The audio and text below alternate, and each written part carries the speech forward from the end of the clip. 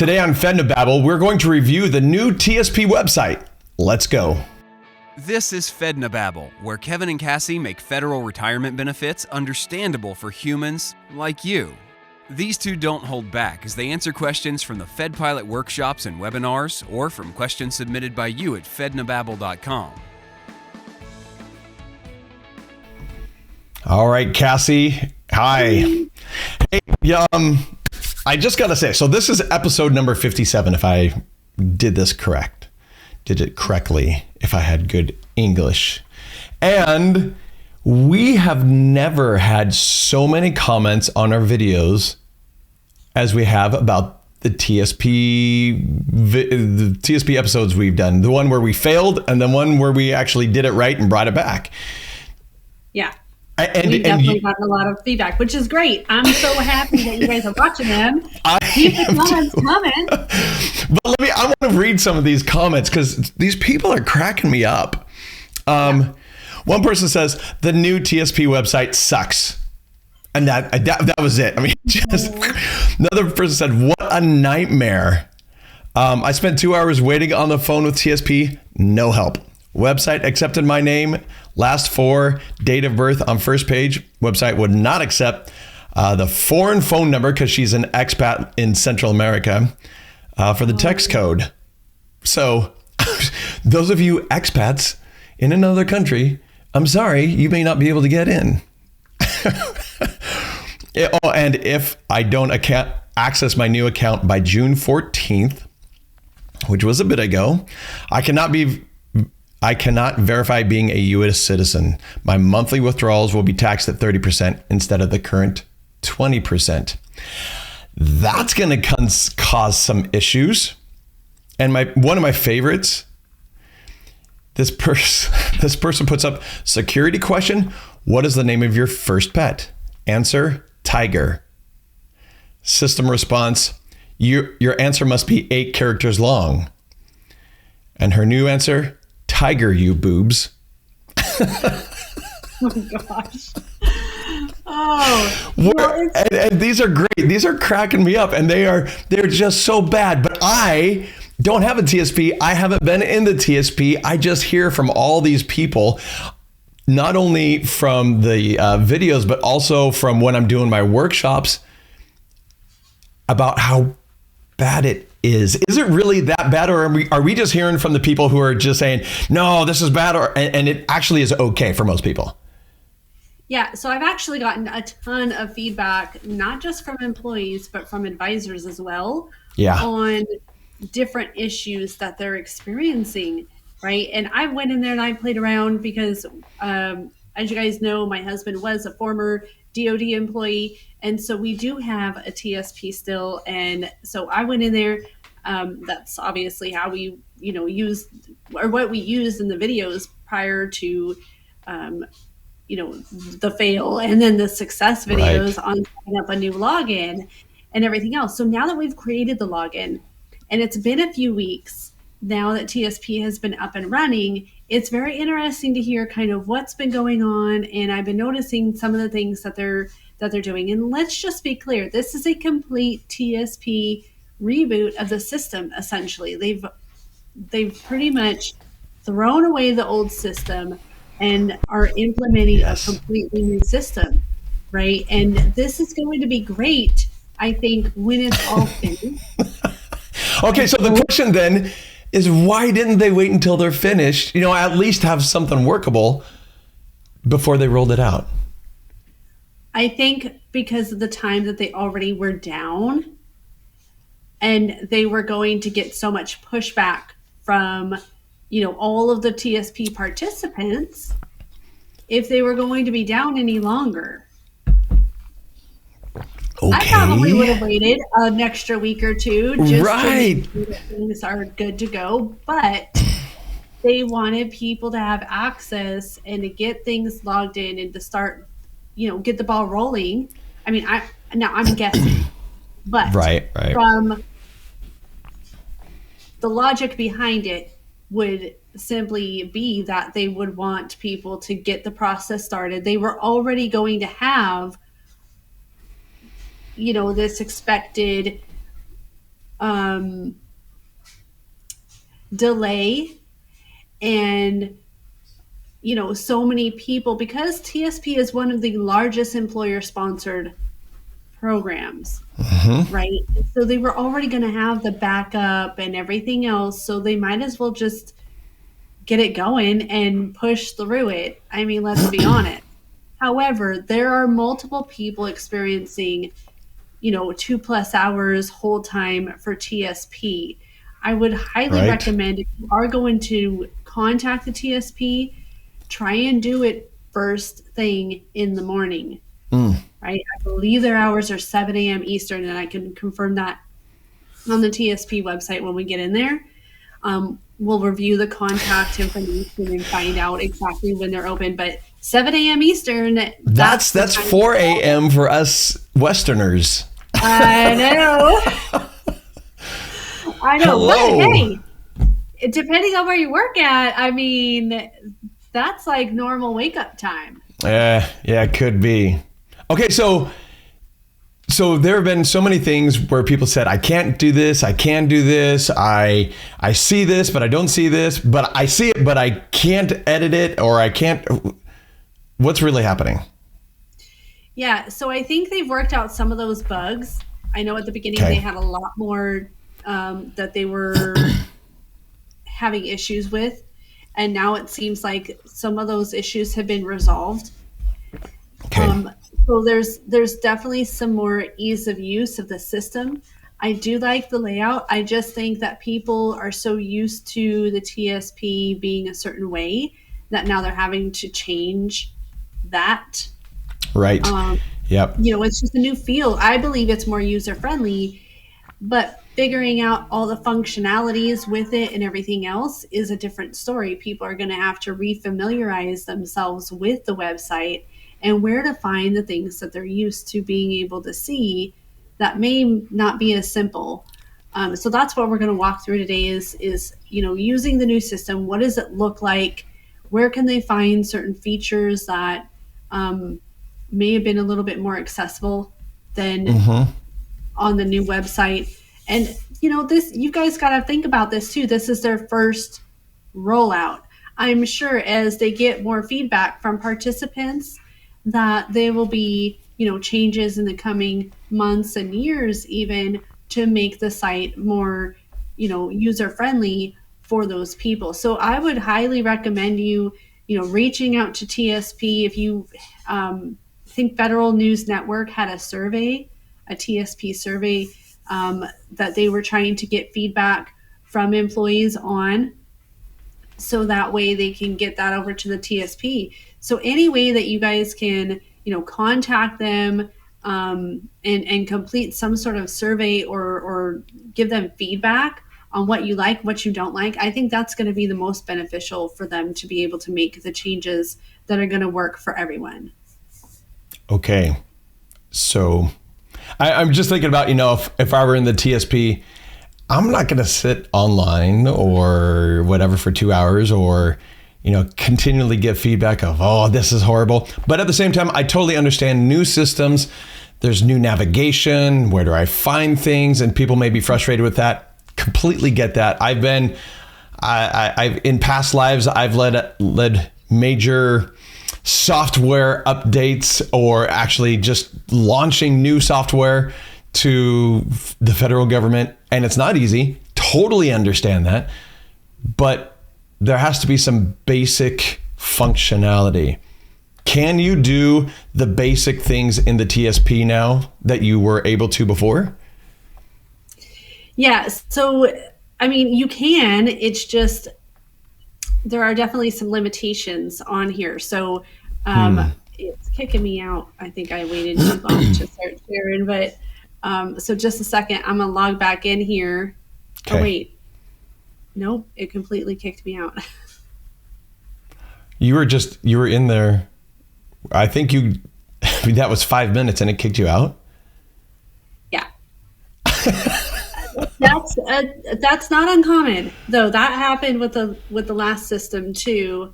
It's a security thing where they're not going to allow you to be just hang out Right. there. They don't Yeah, want I to get keep it. that screen open. So I don't know. 5 minutes to me, that's a little, that's a little excessive. But sometimes I've seen it before where the government says, well, we're still doing that, even though it's excessive and not very user friendly, but that's okay. Whatever. All right. So I'm going to switch over. Are you logged in yet or?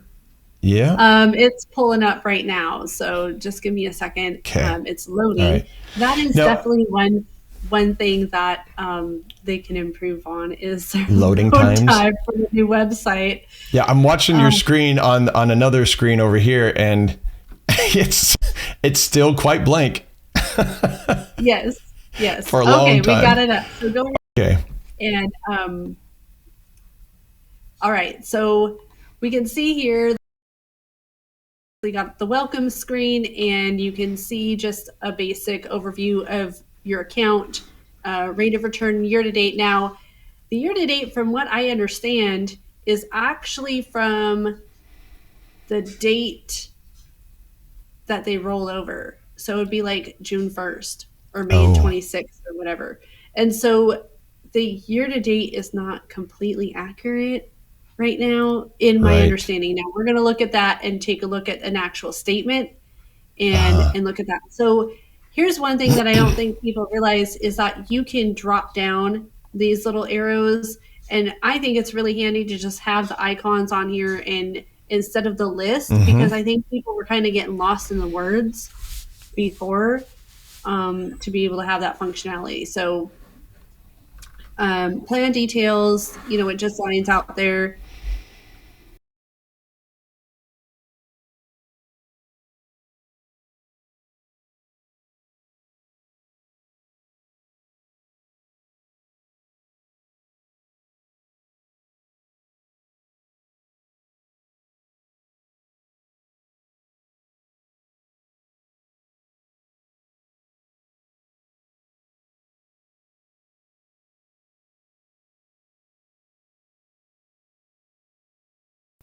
They're doing cash, bonds, and stocks. Whoa. And Really? yes, I believe that is because they want to be more clear on what exactly an employee has or is invested in, Well, but probably to make it more clear for the mutual fund window.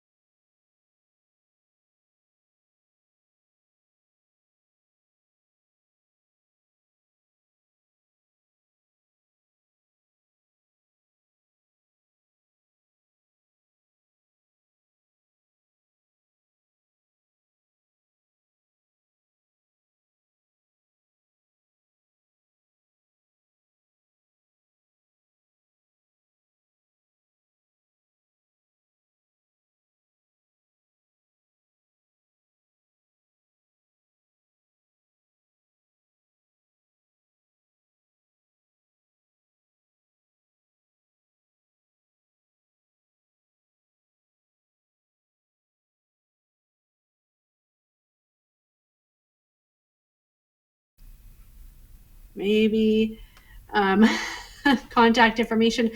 It's very easy to update this information. Now, if you want to make withdrawals, you're going to want to put in some details here.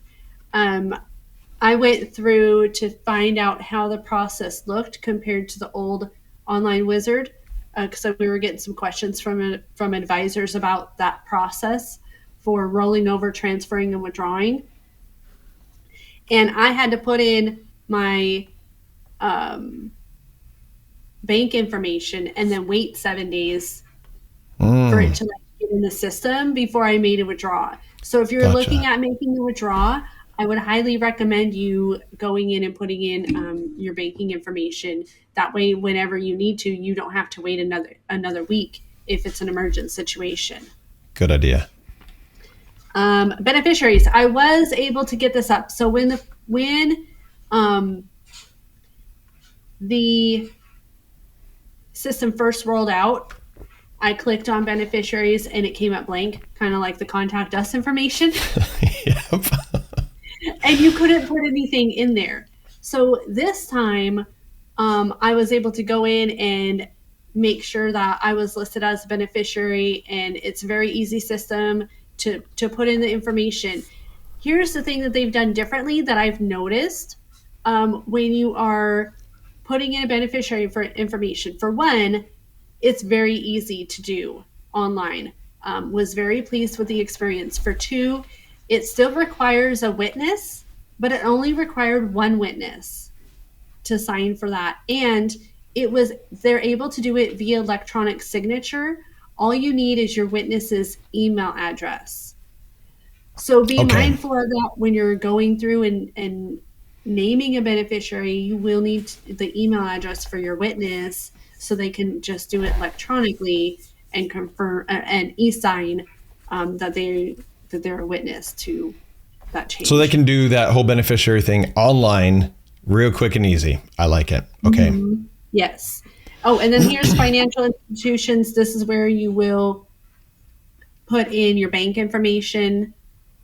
Maybe doesn't look if you don't have a blank screen.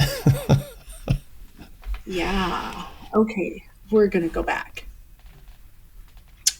Wow. Okay. Document history. This is where you're going to find your account statements or any previous statements for the last 3 months.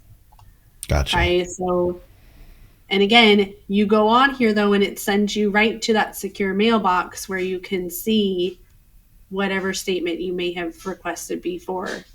Okay. An account lock. This is something that is different. So, what did they call it before? People could essentially pause their accounts or hold them. Account hold, I think is what it was called. Now it's account lock. Same concept, just a different name. All right. So now we've got the savings and retirement. So we'll go back home real quick. And then this tab, savings and retirement, this is where you're going to see your actual TSP account information. So all of the other stuff was obviously your information and all that. So this is the account summary. And this is the list that would show mostly, or most of the list that would show on the left-hand side when an employee would log into the previous account. And so now it's simply just under savings and retirement. Okay.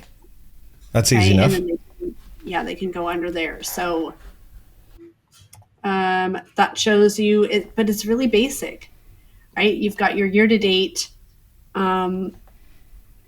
investments. And that is the same as it showed on the front screen, percentage-wise.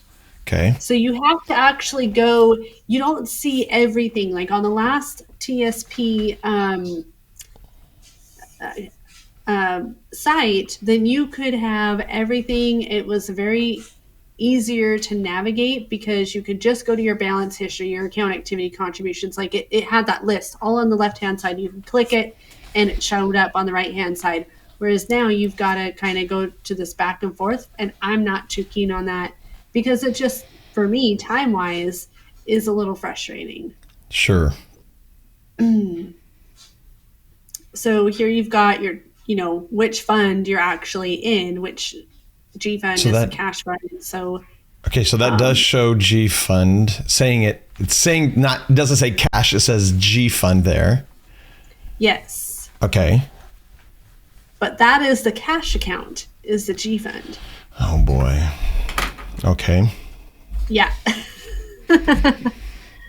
Let's see, activity here. And so now you can go, summary. Again, you see how it says May 31st to June 22nd. So pretty much anything that you've gained or lost between or before May 31st of 2022, it's not going to show in the new system. Okay, you can have a date range, but again, it has to start May 31st, 2022 until the future. So that doesn't actually give you the year to date, at least for this year. It won't give you the year to date. Interesting. No. I'm really surprised they didn't pull in that information because it's not like it's hard. No, it's not. But with a complete system reboot, how much old information were they going to have to populate on top of trying to roll things out and go through everything that they're experiencing right now? Would that just delay things more? Probably.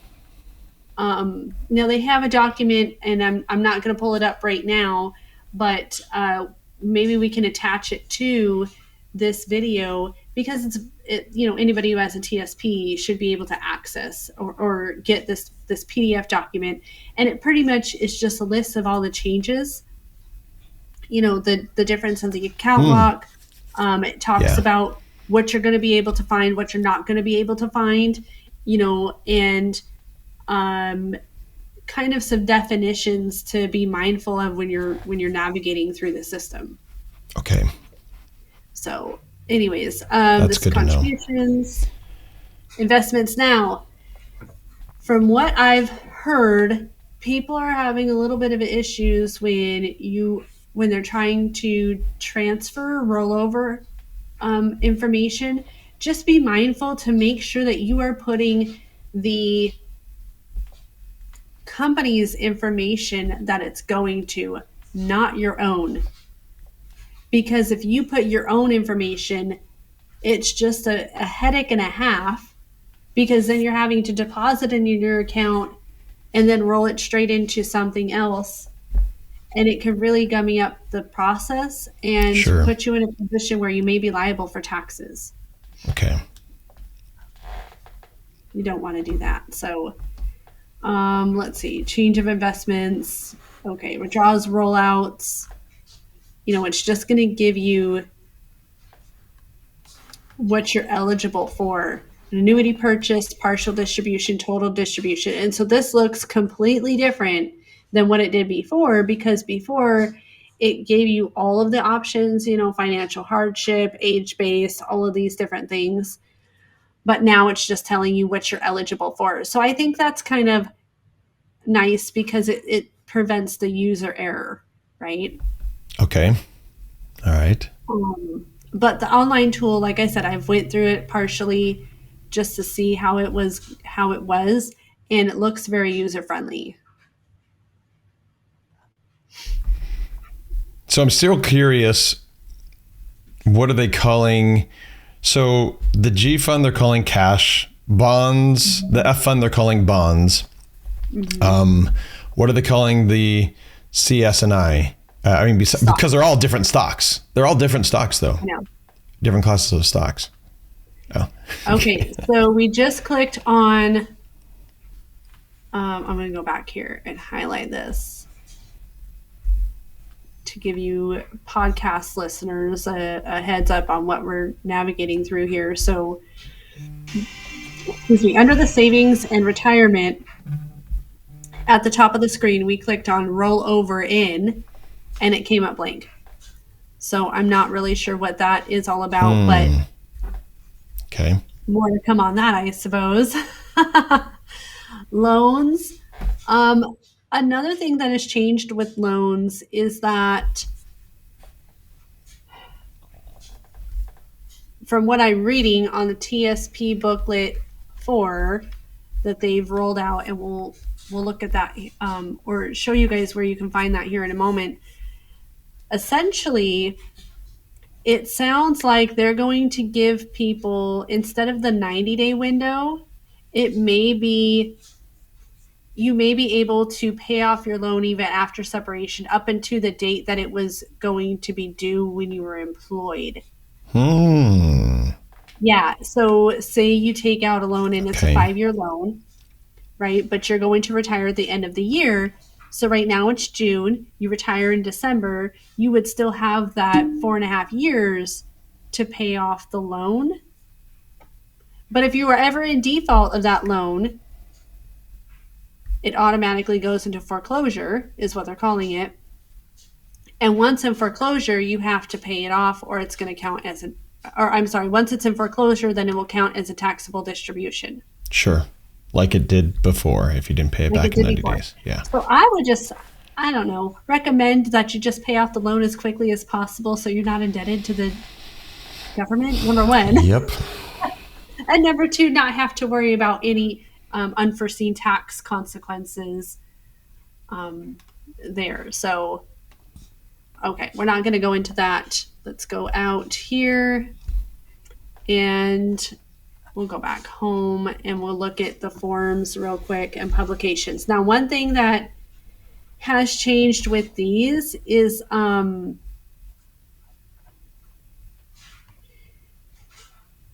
where can I find those? Hold on.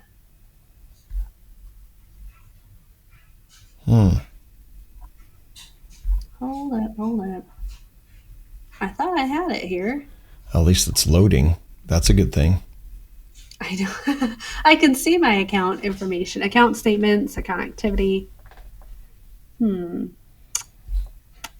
let's go here into account statements real quick. And then we'll talk about forms and publications. So, I just requested a statement. Hold on. All right, manage communications. And when you, just curious, when you request the statement like that, does it just show you the statement and you can download it, or do they mail it to you, or? No, it sends you to that message center. Oh, again, okay. Like we talked about before, and it's not, for some reason, it's not even taking me there via this little logo and that. So I'm just going to request a statement. See here how it shows up, this notification, statement requested, check your message center in a few minutes. So it directs you right to the message center through that. And then you can go in your little mailbox here and get your statement. Now, even the statement, though, looks completely different than it did before. Okay. Right. So here's, you can see what you contributed, what the employer contributed. You can see here what your tax deferred balance was, so your match, automatic contribution, which fund you're allocated in, what the closing balance is. And if you have a loan, then it will actually take the loan amount out of the closing balance. So it won't even show up on your balance anymore. So that's different. Oh, here we go. Contact information. Shows up on your statement. Okay, so we've got between 7 a.m. and 9 p.m. Eastern, Monday through Friday, is when you can call the TSP. And their phone number for all of you podcast listeners is 877-968-3778. Again, that's 877-968-3778.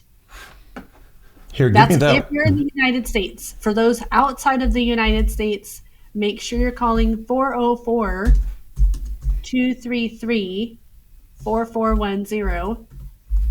Again, that's 404-233-4400. And of course, you've got to include the one before you make that call. Okay, so sorry, one more time. Give me the in-state one. 877-968-3778. Okay, good. I'm just going to pop that up on the screen here. Okay. There you go. There we go. For those who are watching the video, it's up on the screen just in case, because I know some people cannot get into the TSP and they wouldn't know the number. Right. So there you go. Yeah, and obviously you can not find it on the website. So remember, those who are out of state, out of the United States, that number is 404-233-4400. And it says here, generally you'll have shorter wait time if you call after Tuesday. I'm not really sure about that. I would just do first thing in the morning. Right. Because I've heard it all during the week on how many people have been, or how people have been waiting longer than 2 hours on hold just to get in contact with somebody at the TSP. Yep. And some people still aren't getting their questions answered when they do get a hold of them. I've also heard other stories where they're on hold, somebody finally picks up, then they get disconnected, and they're not getting a call back. You know, they're having to recall the TSP again. And who wants to do that? You know, so I would just highly recommend do it first thing in the morning, 7 a.m. Eastern, Monday through Friday. Okay, so that's contact information.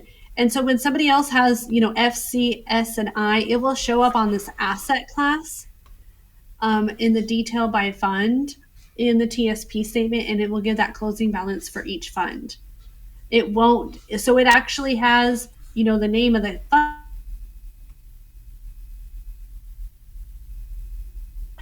And that's where we know which fund they're in, even if it says cash or stocks or bonds on your, you know, in other areas of your statement. So to see where, so if I have money in the CS and I have to get an account statement to look at it. I can't just see it online.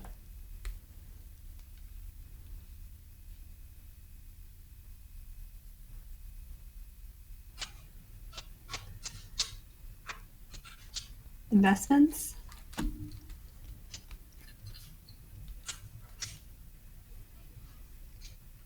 Okay, so see here on the investment side where it says asset class cash, but then it shows you at the bottom the G fund. Yep. Okay. Yeah, so it tells you which fund you're in.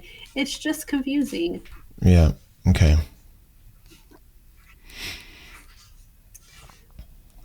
All right, so let's see. Forms and publication. I just might have to do a search here.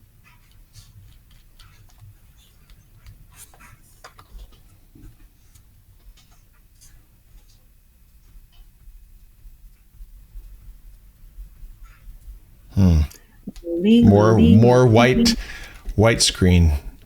Yes, but it's actually loading something because it's giving me the circle. That's good. That's positive. And there's no forms. Search results, forms, nothing. Well. Okay. I wonder if publications.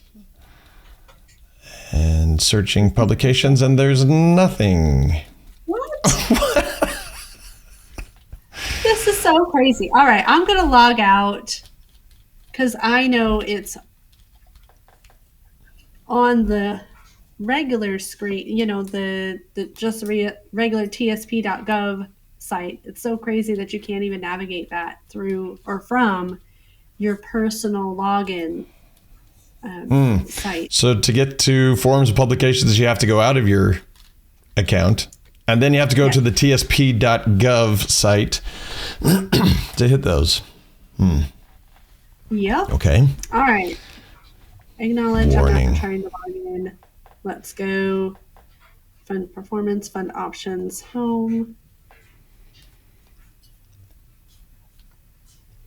Okay. Hey, forms and publications. There you go. That's easy. At least it was a lot easier to go back than navigating through. Right. That's interesting. Okay. So one thing that I do want to point out is there's no longer a beneficiary form, like paper form that you can complete. Okay. right? There was a TSP-3 that people could complete and send in, whether it was Right. mail or fax. But they're not even having that. They're not even having that up on the site anymore. I don't see it. So Okay. I don't know if they're going to accept it.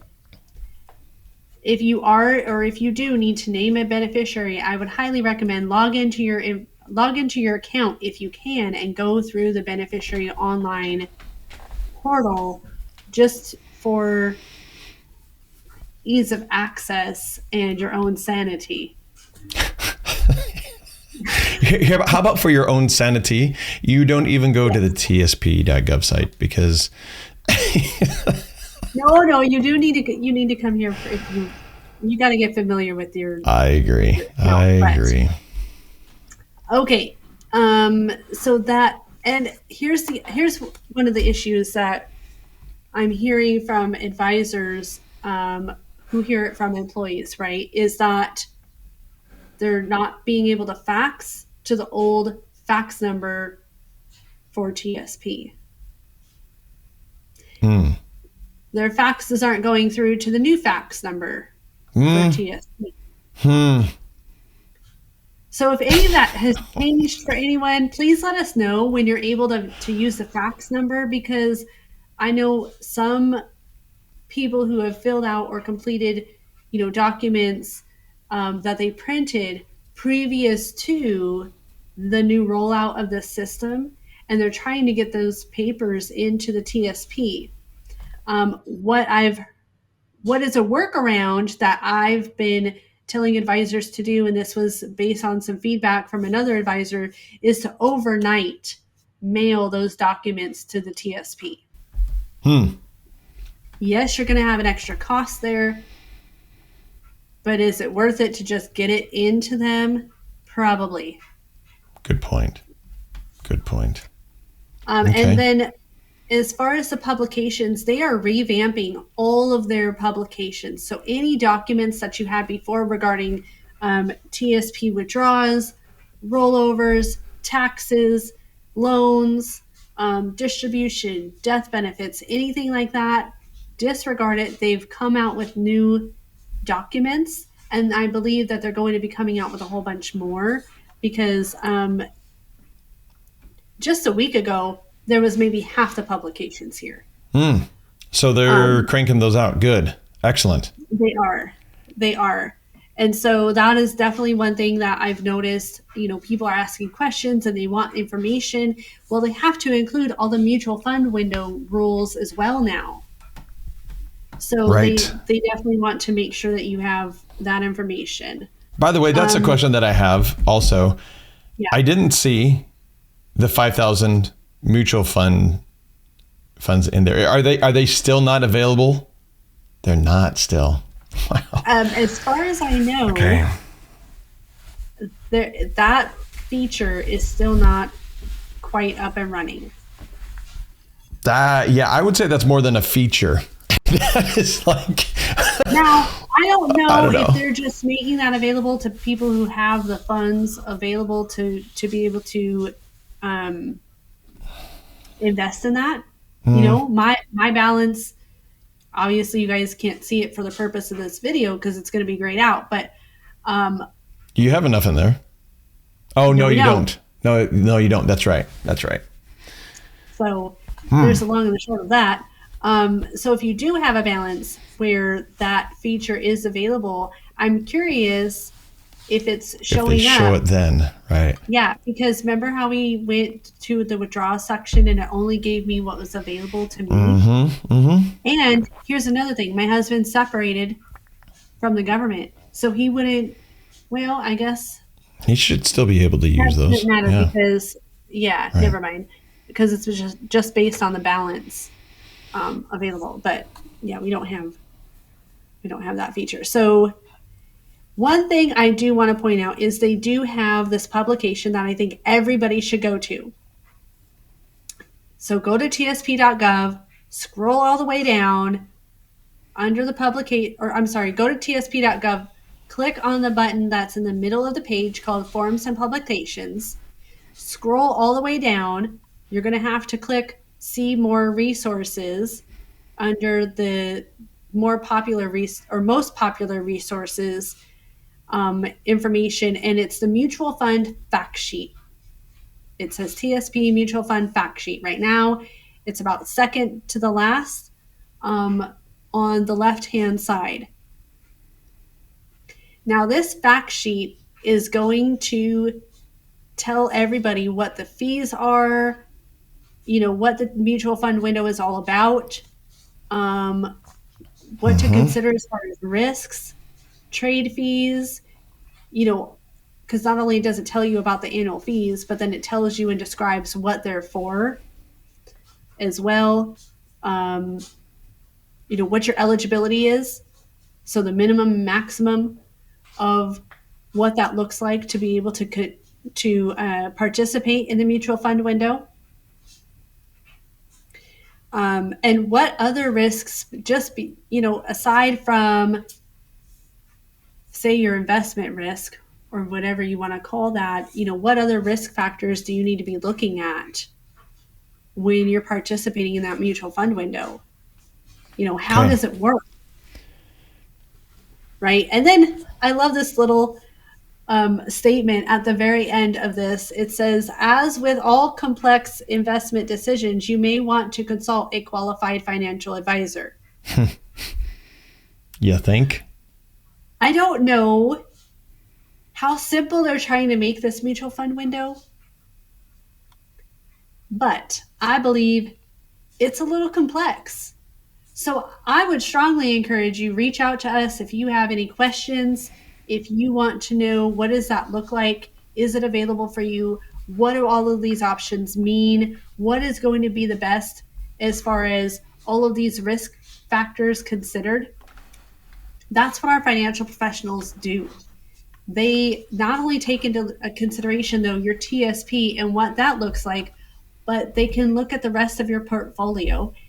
They look at your other benefits. They look at your pension. They look at, what does your spouse need? And income streams, expenses. They take into account all of these different factors to make sure you're making the best decision on what the investment choices that you have available. So I would just strongly encourage you, if you are going to be looking at the mutual fund window, it might be worth it to talk to a financial professional. I mean, it's so funny how TSP is kind of giving financial professionals a stool here. Saying this is kind of complex, and yeah, if we were you, we might reach out to one too. Yeah, definitely.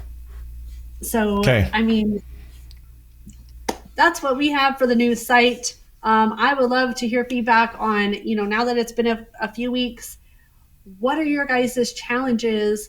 What are your wins? Are you guys having success with the site? How do you feel about the new site? Do you feel it's user-friendly? Have you tried to make an investment in the mutual fund window? Let us know. Yeah, let us know in the comments, and we may take some of those comments and riff off of them and create more videos and go more in depth into those so that we can explain what really is going on and how to do things and et cetera, et cetera.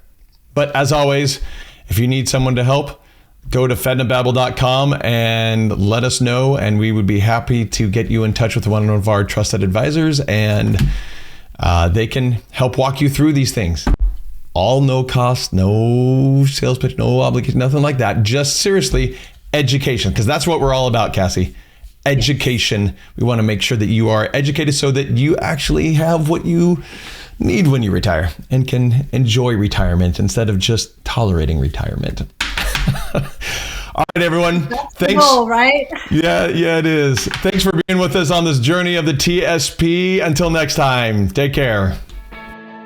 To get Cassie's comprehensive report on your federal retirement benefits at no cost, no obligation, and no sales pitch, go to Fednobabble.com. While you're there, submit a question for them to answer on the show.